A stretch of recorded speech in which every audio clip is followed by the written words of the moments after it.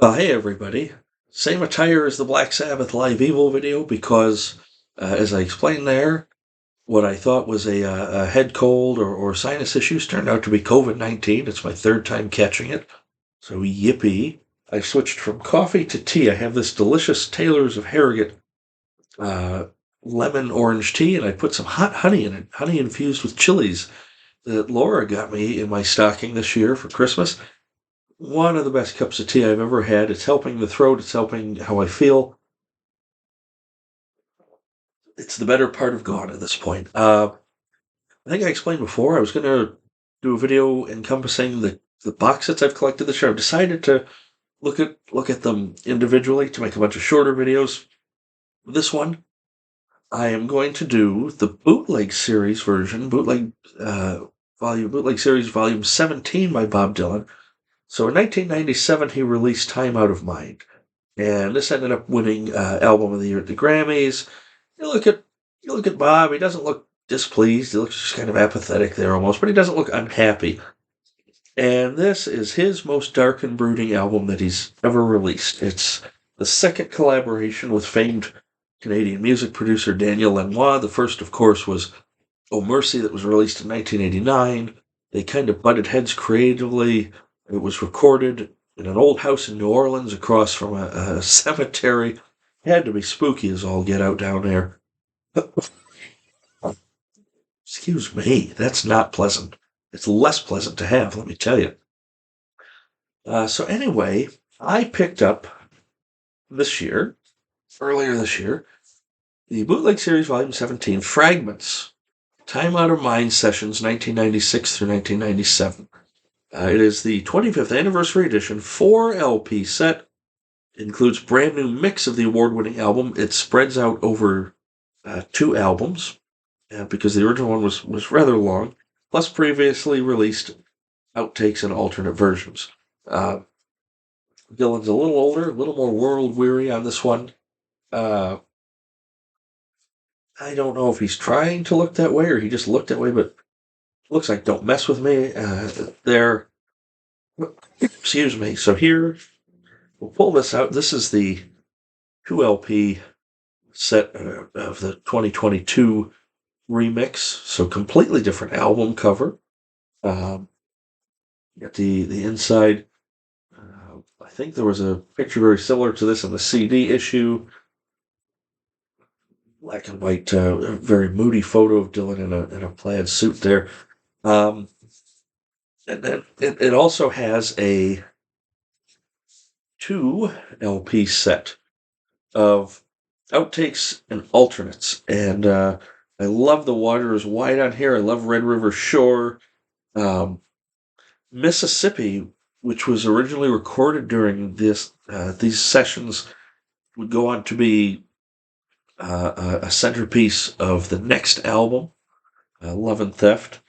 And so, anyway, here is the inside of LPs 3 and 4.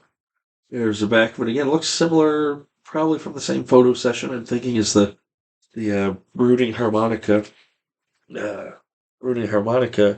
picture from just a little bit ago. And again, probably similar to this. See, this is part of what's so great about this bootleg series is, in the CDs, there you get the back. The CDs, you have the same liner notes. But here, on the LP version, you get so much more. It's bigger, it's more legible. This talks about the band on here. Charlie Sexton, the great Texas guitar player, was part of this. I have never seen before this box set. I've never seen a picture of Bob trying to play the fiddle. I had no idea he was a fiddle player.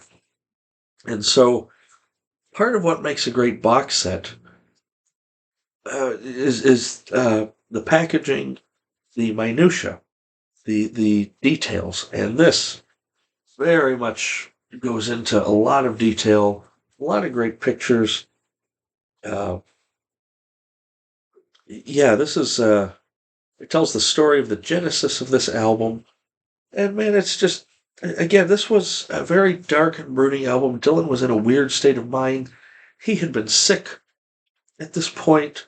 And I'm going to do something that is normally perhaps frowned upon, but I'm going to read what fellow Dylan fan and a friend of mine has to say. My friend Rob lives out in British Columbia, out Western Canada, and we've never met in person, but our musical tastes, and our music collections overlap so much. And he's actually the reason I bought this. He made an Instagram post about it. Let's see, on September 7th. And after reading this, I went, "Oh, I have to go buy that box set," because I've had the CD since it came out. As a young man, I was not able to really fathom it, to appreciate it. But I'm in my 40s now, getting a little older, and the songs on here are just fantastic. So let me read from a different fan's perspective. You know how a certain album can transport you back to a precise time in your life? Bob Dylan's Time Out of Mind is one such record for me. Every time I hear it, I'm right back in my basement suite in 1997. I was in the throes of the worst case of unrequited love I've ever known. Her name was, and I'm going to leave the name out for the sake of this because it's his page, and she was a fellow student in nursing school, a slinky exotic beauty who played me like a fiddle. In the midst of my angst at trying to win her over, Bob came out with a second collaboration with Danielle Lenoir. This time, it was a cold, stark, and introspective work that stands as the most personally honest of his storied career. And while it was recorded shortly before he nearly died of histoplasmosis pericarditis, which is a fungal infection of the sac around the heart that he likely contracted by breathing in the spores during a windstorm at his Texas acreage, this truly seemed at the time to be Dylan's final album. Now I'm going to stop there. This was almost like an epitaph. It really was. I was younger, I was a teenager back then. This was not the Bob Dylan I knew. This is almost spooky, scary Bob Dylan. And it opens with a song called Lovesick, and I'm walking through the streets that are dead. That's the beginning of the album. And holy crap, will that scare the Jesus out of you. So right from the get-go, the album hits hard. Lovesick may be the ultimate take on love not returned, and by the time he hits you with the hopelessly forlorn standing in the doorway, I am gutted. One killer, piercing line after another, Lenoir really steps into Bob's vibe here. He ensures a desolate feel, icy electric guitar, and a driving rhythm, yet tender acoustic warmth to beauties like Trying to Get to Heaven. The inclusion of the great Augie Myers on organ helps create a bluesy yet ethereal feel. The final track, a 16-minute monologue set to a trance-like vamp, is perhaps the most revelatory thing Dylan has ever recorded. It's called Highlands. To call Time Out of Mind a masterpiece is an understatement. It brought Dylan back to the forefront and permanently changed his approach. He hasn't retreated since. The recent Bootleg series, Volume 17, Fragments, contains a remaster, it's actually a remix, of Time over 2 LPs with another 2 discs of outtakes. These are interesting alternate versions, most of which at a faster tempo, but not up to the album version. Rob, you're one of my dearest friends. I kind of disagree. They're just different versions of great songs to me, and I think they hold up in a different yet equal way.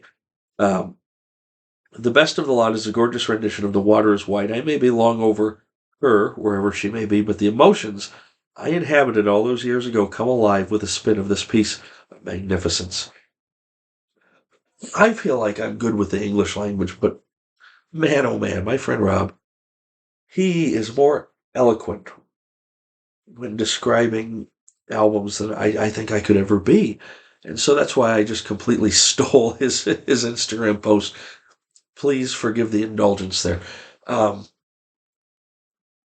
yeah, I can picture sitting in my parents' basement listening to this. This is one of those where I actually threw on when I was feeling depressed and not all that good about myself or things in general. And what's interesting on here, though, and a lot of people forgot that he wrote this. Side C, track 2, Make You Feel My Love. People forget that Bob Dylan wrote that, let alone that he recorded it. Adele, of course, had a huge hit version of it. I want to say Garth Brooks, maybe. Billy Joel did as well. So some big name artists have covered this beautiful, tender ballad. Dirt Road Blues is great. Standing in the Doorway, Million Miles. Not Dark Yet was the single. My sense of humanity has gone down the drain behind every beautiful face. Uh, I, I can't. Why am I blanking on the lyrics? It's probably good because I'll get sued for copyright. Oh, behind every beautiful face has been some kind of pain. Um, this is not an optimistic album, but this is a brilliant album. And I'd say, as far as box sets go, I'd probably give this a 9 out of 10. Uh, it has everything you're after. It has a new lease on life for the songs. It has alternates. It has uh, uh, it has a lot of background information. I think there's a CD version with a lot more alternate takes and that sort of thing. I didn't feel it necessary to buy that. Maybe that would be a 10 out of 10. I don't know. I'm probably never going to buy the CD version. But the LP version of Bob Dylan, Fragments, Time Out of Mind Sessions, 1996 to 97. Here again is the booklet. Um, if you're a Dylan fan, like a Dylan fan, not somebody who just remembers the 60s stuff or maybe the 70s and how he sounded then, his voice was craggy and stone cold here, but there were moments of warmth and tenderness. Uh, this is not the Bob Dylan of the 60s, 70s, certainly not of the 80s, or even the early 90s. This is Dylan coming out swinging with just a stark, beautiful album, and it's harsh, but yet you feel good while listening to it. So anyway, that's my review. Bob Dylan, Fragments, the bootleg session volumes, or the bootleg series volume 17. Do yourself a favor and check that one out.